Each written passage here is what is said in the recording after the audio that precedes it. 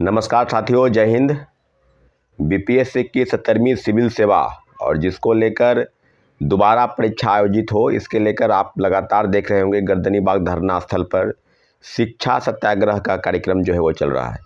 और हम लोग बखूबी उसको पूरे लगभग आज 4 दिन बीत गया, 4 दिन के बाद 5-5 दिन। और आपको पता है कि उसमें से 10 ऐसे साथी हैं जो भूख हड़ताल या आप उसको आमरण अनशन, भूख हड़ताल नहीं आमरण अनशन पर वो लोग जो हैं अभी हैं। और जितनी भी चीज़ों का आकलन अगर कर ले साथियों, लगातार छात्रों का, अभ्यर्थियों का जो जमावड़ा है, हज़ारों की संख्या में अभ्यर्थी दिन रात वहाँ डटे हैं। वो चाहते हैं कि बीपीएससी की जो नाकामी है, बीपीएससी की जो हठधर्मिता है और जिस प्रकार से बीपीएससी की कार्यशैली है, वो छात्रों को दिग्भ्रमित करना, कई कई चीज़ों को एक दूसरे से उलझा कर रखना और काफ़ी विवादित इस सिविल सेवा की परीक्षा 70वीं सिविल सेवा की परीक्षा को बना दिया है। आपको बताते चले कि जो समय से लगातार जो बात हो रही थी पहले कि जो है सामान्यीकरण जो लागू करेंगे, यानी नॉर्मलाइजेशन को लेकर जो विवाद था, उस विवाद को ही पहले से ख़त्म न करके कई विवाद बापू परिसर केंद्र में जो हुआ वो सब की आँख के सामने है कि लोगों को प्रश्न पत्र मुहैया नहीं कराया गया, कई चीज़ें हुई। जो प्रश्न पत्र सेट हुए इस बार के, वो तो लाजवाब प्रश्न पत्र थे। वही बीपीएससी जो कहती थी कि हम यूपीएससी के लेवल का प्रश्न पत्र तैयार करने जा रहे हैं, और वो ग्रुप डी गैंगमैन ट्रैकमैन के प्रश्न पत्र को वो तैयार कर रही है। आप समझ लीजिए चीज़ों को। कई प्रश्न है, आपने देखा होगा प्रश्नों का तो कभी कुछ है, डॉल्फिन सेंटर है, पटना साहिब हरमंदिर साहिब कहाँ है, श्रेयसी सिंह किस कंस्टिट्यूंसी से चुन के आती है।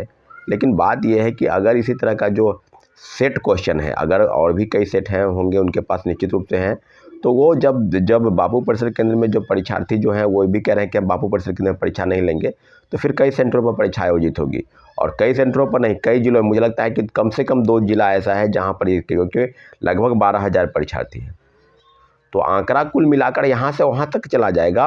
और छात्रों के बीच में कहीं अभी से भी विवाद है कि कहीं उस तरह की चीज़ें कहीं सामान्यीकरण लागू करने का तो प्रयास नहीं है।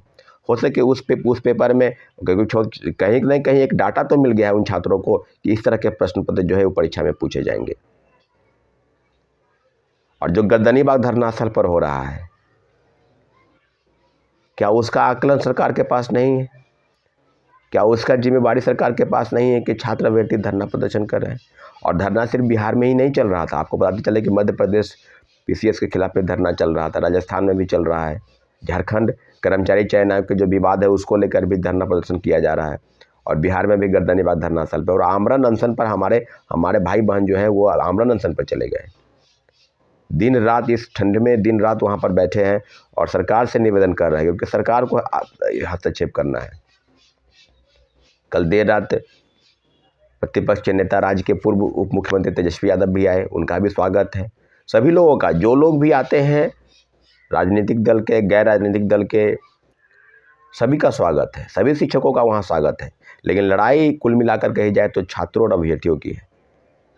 शिक्षकों का भी सहयोग है, शिक्षक वहाँ कई शिक्षक बैठे भी रहते हैं, दिन रात वहाँ रहते हैं। कई शिक्षक आते हैं, छात्रों को संबोधित करते हैं, उनका हौसला अफजाई करते हैं और चले जाते हैं। निश्चित रूप से बहुत बड़ी बात है, क्योंकि लड़ाई सिर्फ बीपीएससी की नहीं है, लड़ाई बीपीएससी द्वारा आयोजित सारी चीज़ों पर। अगर लगातार पेपर लीक हो रहा है, धांधली सेटिंग चल रहा है, उस पर तो आप संज्ञान नहीं ले पाते हैं। तो लगातार मैं आप लोग को विगत 4 दिनों से हम लोग कंटिन्यू वहीं पर हैं और आप लोगों से लगातार आग्रह कर रहे हैं कि आप अपने भीड़ को आप अपने, ये लड़ाई आपकी भी है और मेरी लड़ाई नहीं है, ये सबकी लड़ाई है। सिर्फ वीडियो देखने से काम नहीं चलेगा। मैं बार बार कह रहा हूँ कि आप अपनी सहभागिता वहाँ पर दर्ज कराएं। और भविष्य में क्या होने वाला है ये कोई नहीं जानता है कि क्या होगा, आगे आपके साथ भी हो सकता है इस तरह की चीज़ें हो जाए, आपको धरना प्रदर्शन करने पर मजबूर आपको आना पड़े। इसलिए मौका है कि आगामी जो भी परीक्षाएं होती है, जितने भी सिविल सेवा के परीक्षार्थी हैं जो वाकई में चाहते हैं कि सभी परीक्षा केंद्रों पर दोबारा परीक्षा आयोजित हो, इसलिए इस महाधरना में, इस आंदोलन में आपको शरीक होना होगा, क्योंकि लोकतंत्र में भीड़ की बहुत बड़ी भूमिका होती है। और भीड़ को दिखाने के लिए आपकी ज़रूरत, क्योंकि दिखाना नहीं है, छात्रों का विरोध है और विरोध सरकार के खिलाफ नहीं है, बीपीएससी के खिलाफ है। और बीपीएससी के रवि परमार मनु भाई के खिलाफ जो उसकी नीति है इसके खिलाफ है। अगर परीक्षार्थी चाहते हैं दोबारा परीक्षा देना तो इसमें कोई दिक्कत नहीं, क्योंकि आप लोगों को प्रश्न पत्र मुहैया नहीं करा रहे हैं। ये विडंबना की बात है अभ्यर्थियों के साथ। इसलिए आपसे आग्रह है, बार बार निवेदन कर रहे हैं कि आप भारी संख्या में वहाँ उपस्थित हो। आज सिविल कोर्ट का भी परीक्षाएं हैं और यूपीपीसीएस का भी परीक्षा है। तो कई अभ्यर्थी मैसेज भी कर रहे हैं कि हम इस परीक्षा को देने के बाद सीधे शामिल होंगे। तो वहाँ पर आपको शामिल होना है। जो भी कार्यक्रम बनेगा या बन रहा है, आपने 4 दिन निश्चित रूप से, कई अभ्यर्थी हजारों की संख्या में अभ्यर्थी हैं, उन्होंने अपना कीमती समय, क्योंकि आपकी डिमांड है और आप भी चाहते हैं कि परीक्षा दोबारा आयोजित हो, तो वो चाहते हैं। लेकिन कैसे होगा? 4 दिन हम लोग का बीत गया है, लेकिन हम लोग बखूबी अपने अंजाम को अंतिम मुकाम तक पहुंचाने का पूरे प्रतिबद्ध हैं, क्योंकि उसको हम लोग को जीतना है और पूरी रणनीति के साथ हम लोग आगे बढ़ रहे हैं। लेकिन आपके सहयोग की अपेक्षा है साथियों।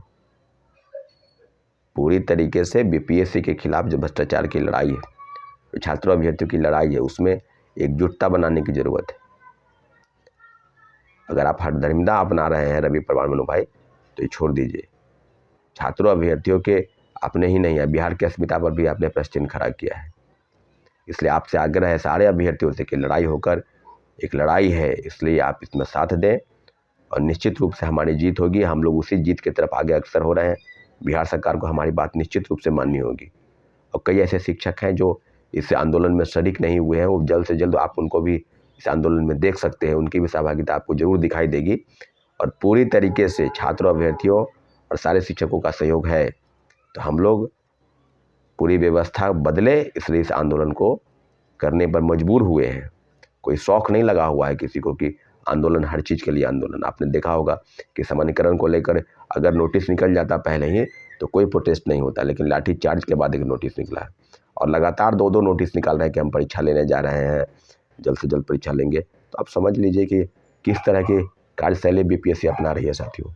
इसलिए आपसे आग्रह और निवेदन है कि आप गर्दनीबाग धरना स्थल पर अपना कीमती वक्त नहीं, सभी का, अपने भाई बहन वहाँ जो 10 आप समझ लीजिए कि भूख हड़ताल पर बैठे हैं, उनको देखिए। ठीक है साथियों, धन्यवाद, जय हिंद।